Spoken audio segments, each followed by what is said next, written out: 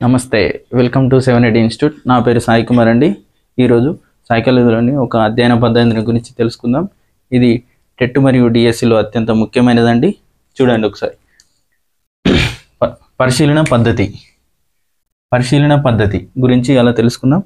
పరిశీలన అంటే ఏంటిదంటే ముందే నిర్ణయించుకున్నటువంటి ఒక అంశాన్ని పూర్తి ఆసక్తితో గమనించడాన్ని పరిశీలన అంటారు. ఎలా అంటే ఒక డాక్టర్ రోగిని పరిశీలించడం, ఓకే, విద్యార్థులు ప్రయోగాలు చేసేటప్పుడు పరిశీలిస్తూ చేయడం, ఓకే, దీన్ని పరిశీలన అంటారు.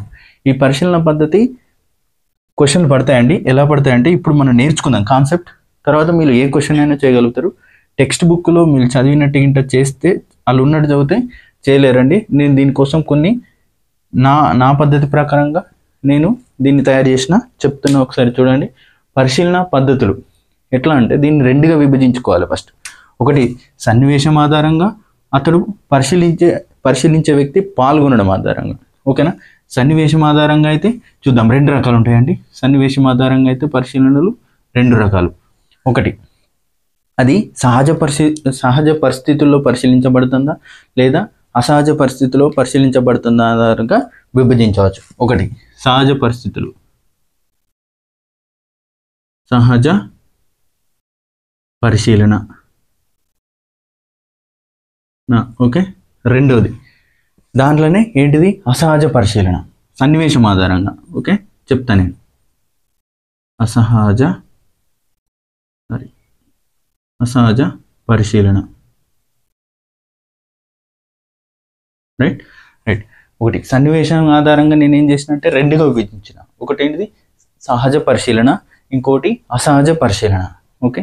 సన్నివేశం ఆధారంగా ఒక అంశాన్ని కానీ ఒక వ్యక్తిని కానీ ఒక విద్యార్థిని కానీ పరిశీలిస్తున్నప్పుడు ఆ సన్నివేశం ఆధారంగా అది సహజమైనదా లేదా అసహజమైనదా చెప్తా. చూడండి. ఇప్పుడు సహజ పరిశీలన అంటే ఏంటిదంటే సన్నివేశం ఆధారంగా ఎట్లా అంటే సహజ పరిశీలన అంటే ఏంటిదంటే సహజంగా ఇప్పుడు జంతువులను అడవిలో పరిశీలించడం, అది సన్నివేశం ఎలా ఉంటుంది, సహజమైనది, ఓకేనా. చేపలను సముద్రంలో పరిశీలించడం ఎలాంటిది, ఇది సహజమైనటువంటి పరిస్థితులు కదా, దాని ఆధారంగా సహజ పరిశీలన అంటారు, ఓకే. చింపాంజీని అడవుల్లో పరిశీలించడం దేని కిందకి వస్తుందండి, సహజ పరిశీలన కిందకి వస్తుంది, ఓకే. అసహజ పరిశీలన అంటే ఏంటిదంటే సహజ సన్నివేశాలలో పరిశీలించలేనప్పుడు కొన్ని వస్తువులను కానీ జంతువులను కానీ కృత్రిమ ఆవాసనంలో ఉంచి పరిశీలించడం. చూద్దాం ఇది ఎట్లా. ఇక్కడ వచ్చేసి సహజ పరిశీలనలో ఏమున్నది, జంతువులను అడవులో పరిశీలించడం అని అన్నా కదా. ఇక్కడ వచ్చేసి జంతువులను తీసుకొచ్చి కొన్ని క్రూర మృగాలు ఉంటాయి, వాటి యొక్క ప్రవర్తన అధ్యయనం చేయాలంటే సహజ పరిశీలనలో చేయలేం. దాని అంటూ ఆ జంతువులను తీసుకొచ్చి జూలో ఉంచి పరిశీలించడం, ఆహారపు అలవాట్లు కానీ ఏదైనా. ఇప్పుడు చూడండి, చింపాంజీని బోనులో ఉంచి పరిశీలించడం, ఓకే, దేని కిందకి వస్తుంది, అది సన్నివేశం ఎలాంటిది, కృత్రిమమైనది కాబట్టి అసహజమైనటువంటి పరిస్థితులలో కూడా పరిశీలించడం కాబట్టి అసహజ పరిశీలన అంటారు, ఓకే, రైట్. ఇప్పుడు పాల్గొనడం ఆధారంగా చూద్దాం. దీన్ని కూడా నేను రెండు రకాలుగా వర్గీకరిస్తా. ఒకటి పాల్గొనడం అంటే పరిశీలించే వ్యక్తి అక్కడ ఉన్నటువంటి వాళ్ళతో పాల్గొంటూ పరిశీలించడం, ఓకే.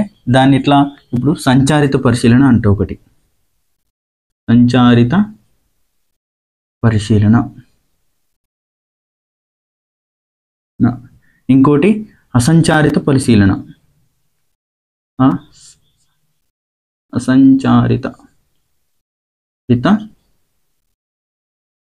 పరిశీలన చూడండి. ఒక వ్యక్తి సంచారిత పరిశీలన, ఒక వ్యక్తి మనం అబ్జర్వ్ చేసే వస్తువులకు కానీ విద్యార్థులకు కానీ తెలియకుండా వారితో పాల్గొంటూ సంచరిస్తూ వాళ్ళ యొక్క ప్రవర్తనను అధ్యయనం చేయడం అన్నట్టు, పరిశీలిస్తూ, ఓకే, దాన్ని సంచారిత పరిశీలన అంటారు. దీనికి ఎగ్జాంపుల్ చెప్తా చూడండి. వ్యాయామ ఉపాధ్యాయుడు పిల్లలతో ఆటలాడుతూ వాళ్ళ యొక్క భావోద్వేగాలని పరిశీలిస్తున్నాడు. అలాంటి ఏమవుతుంది, అతడి సంచారిత పరిశీలన అంటారు, ఓకేనా.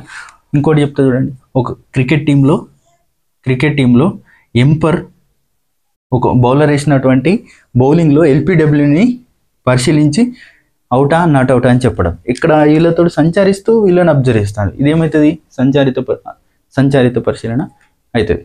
ఓకే, నెక్స్ట్ అసంచారిత పరిశీలన.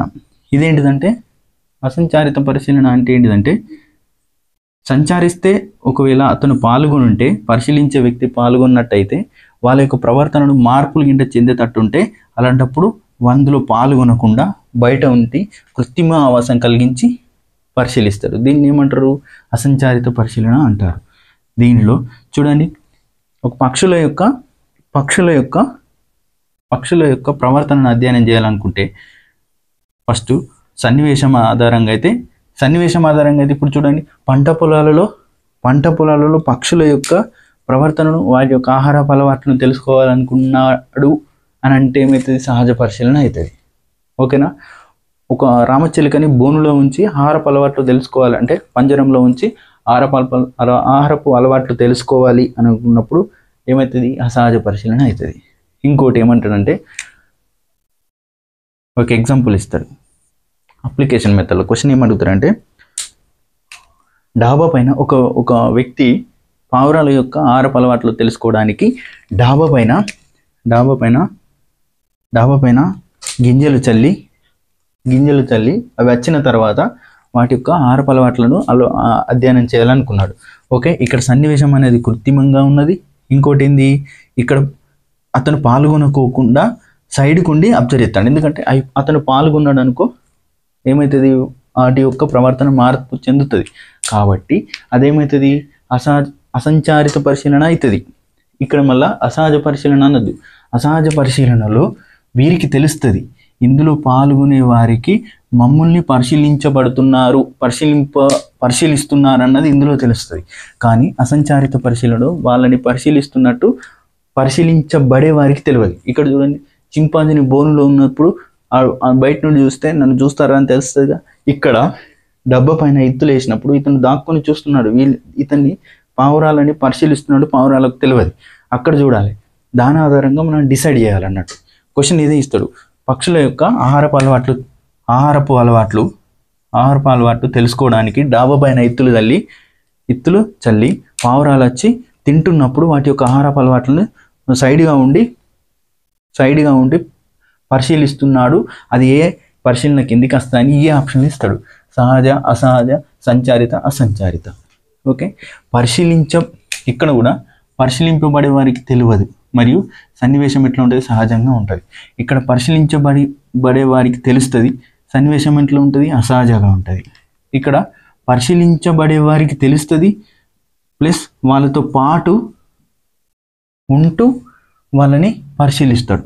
ఓకే, ఇక్కడ ఉన్న వారికి పరిశీలిస్తున్న వారికి తెలియదు. Okay, right. వీళ్ళు పాల్గొనటు చూడండి, ఇప్పుడు పాల్గొంటారు. సంచారితంలో పాల్గొనడం వాళ్ళకి ఇష్టపూర్వకంగా, వాళ్ళకి తెలియకుండానే పాల్గొంటారు. ఇది వాళ్ళకి తెలిసి పాల్గొంటారు.